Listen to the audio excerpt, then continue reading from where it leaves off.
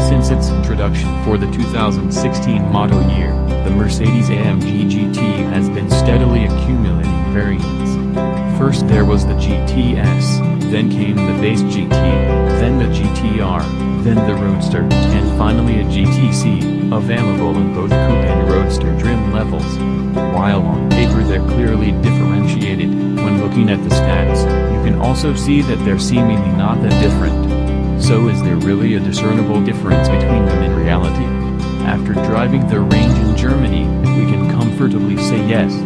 We can also tell you that the GT C is the version you want. The Mercedes-AMG GT C is the happy medium between the track-hungry GTR and the lesser GT and GTS versions.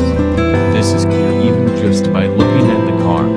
Though it shares the normal nose of the entry-level GTs, the GT C has the widened hips of the GTR.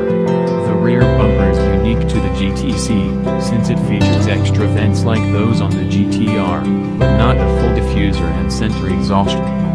This blend of normal GT and GTR on the outside sets the stage for how the car drives.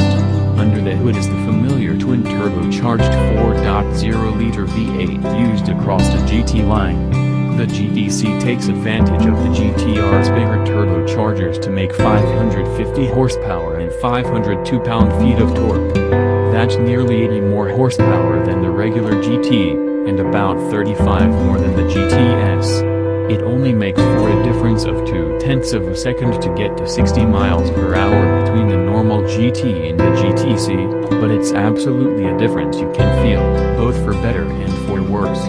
It pulls noticeably harder than a regular GT, but with the larger turbos, there's some noticeable lag when hitting the throttle. Still, that split-second pause is worth the extra shove. The GT C's engine also breathes through a standard AMG performance exhaust, which is an option on lower-spec GTs. Even if you don't spring for a GT C, this exhaust should be considered required.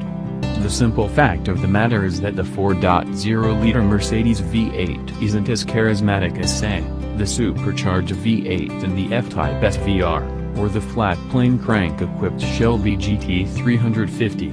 It's effective, but mildly characterless. You know it's a V8, but you couldn't tell where it came from. The performance exhaust goes a long way to rectify that, amplifying the engine's growl, and adding in a few puffs and bangs. It's not perfect, but it helps.